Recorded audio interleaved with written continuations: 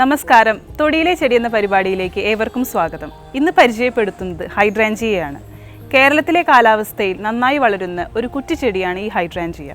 ഹൈഡ്രാഞ്ചിയേസി കുടുംബാംഗത്തിൽപ്പെടുന്ന ഇതിൻ്റെ ശാസ്ത്രീയ നാമം ഹൈഡ്രാഞ്ചിയ മാക്രോഫില്ല എന്നാണ്. ജപ്പാൻ, ചൈന എന്നീ സ്ഥലങ്ങളാണ് ഈ ഹൈഡ്രാഞ്ചിയയുടെ ജന്മദേശം. 1 മുതൽ 2 മീറ്റർ വരെ വളരുന്ന ഒരു കുറ്റിച്ചെടിയാണ് ഈ ഹൈഡ്രാഞ്ചിയ. ഇതിൻ്റെ കാണ്ഡം വളരെ കട്ടി കൂടി തവിട്ട് നിറത്തോട് കൂടിയിട്ടുള്ളതാണ്. ഈ കാണ്ഡത്തിൻ്റെ ഏറ്റവും താഴത്തെ ഭാഗത്തു നിന്നാണ് പുതിയ ശാഖകൾ ഉണ്ടായി വരുന്നത്. ഇതിൻ്റെ തണ്ടുകളും ഇലകളുമെല്ലാം കൂടിച്ചേർന്ന് തലപ്പത്തൊരു ഗോളാകൃതിയിലാണ് കാണപ്പെടുന്നത്. ഇതിൻ്റെ ഇലകൾ വളരെ ലഘുവായിട്ടും സമുഖമായി വിന്യസിച്ചിരിക്കുന്നു. അരിക് ദന്തുരവുമാണ്.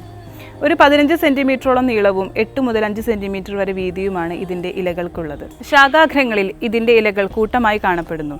ഇലത്തണ്ടുകൾക്ക് 2.5 സെൻറ്റിമീറ്ററോളം നീളമാണുള്ളത്. ഇതിൻ്റെ പൂക്കൾ പൂങ്കുലകളായിട്ടാണ് കാണപ്പെടുന്നത്. അത് ഇടതിങ്ങിയിട്ടാണ് വളരാറുള്ളത്. വളരെ മനോഹരമായ ഇതിൻ്റെ പൂക്കൾക്ക് നരച്ച പിങ്ക്, വയലറ്റ്, പർപ്പിൾ എന്നീ നിറങ്ങളിലാണ് കാണാറുള്ളത്. മണ്ണിൻ്റെ അമ്ലതയ്ക്കനുസരിച്ചാണ് ഇതിൻ്റെ പൂവിൻ്റെ നിറം കണക്കാക്കുന്നത്. നല്ല അമ്ലതയുള്ള മണ്ണിൽ പൂക്കൾക്ക് നീല നിറവും കുറച്ച് അമ്ലതയുള്ള മണ്ണിൽ ഇതിന് പിങ്ക് നിറവുമാണ് ഉണ്ടാവാറുള്ളത്.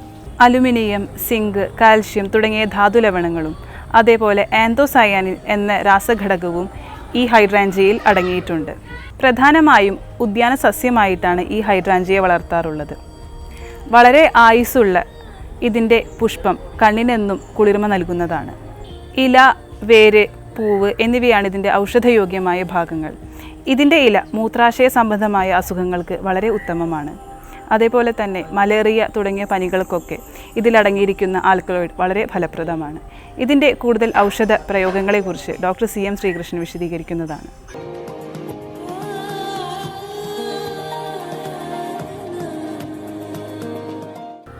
ഈ ഹൈഡ്രാഞ്ചിയയുടെ പ്രധാനപ്പെട്ട 2 ഉപയോഗം, അതിൻ്റെ ഈ പൂവിട്ട് വെള്ളത്തിൽ തിളപ്പിക്കാം. ഈ വെള്ളത്തിൽ തിളപ്പിച്ചിട്ട് അത് അരിച്ചിട്ട് ആ വെള്ളം കണ്ണിലിങ്ങനെ ധാര ചെയ്ത് കഴിഞ്ഞാൽ കണ്ണിന് നല്ല കുളിർമ കിട്ടും.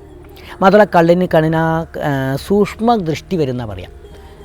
അതുപോലെ ഈ വേനൽക്കാലത്ത് ഉണ്ടാകുന്ന ഈ കണ്ണിലുണ്ടാകുന്ന അലർജി, കൺജങ്ക്റ്റിവൈറ്റിസ്, ഇതിനൊക്കെ ഇതിട്ട് തിളപ്പിച്ച വെള്ളം തുണിയിൽ അരിച്ചതിന് ശേഷം വേണമെങ്കിൽ ലേശം തേനും ചേർക്കുക. എന്നിട്ട് കണ്ണിൽ ധാര ചെയ്യാൻ ഉപയോഗിക്കും. പിന്നെ ഇതിൻ്റെ ഉപയോഗം, ഇത് അരച്ച് പേസ്റ്റാക്കിയിട്ട് വെളിച്ചെണ്ണയിൽ ചാലിച്ചൊരു കുഴമ്പ് പോലെ ആക്കാം. എന്നിട്ട് ഈ കാലിൽ കട്ടിയായിട്ടുണ്ടാകുന്ന ഒരു ത്വക്ക് രോഗമുണ്ട്. ഈ ഞങ്ങളിൽ പറഞ്ഞാൽ ഈ ആനത്തൊലി എന്ന് പറയും, അസ്ഥിചർമ്മം എന്ന് പറയും.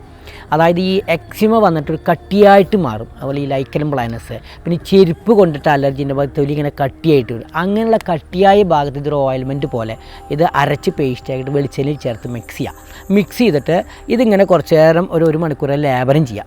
എന്നിട്ട് ചൂടുവെള്ളം കൊണ്ട് കഴുകാം. അങ്ങനെ ചെയ്ത് കഴിഞ്ഞാൽ ഈ കട്ടിയായിട്ടുള്ള ആ തൊലി ഇങ്ങനെ കഴിഞ്ഞ് അടർന്ന് പോകും. ചൊറിച്ചിലുണ്ടെങ്കിൽ ഇത് മാറും ചെയ്യും.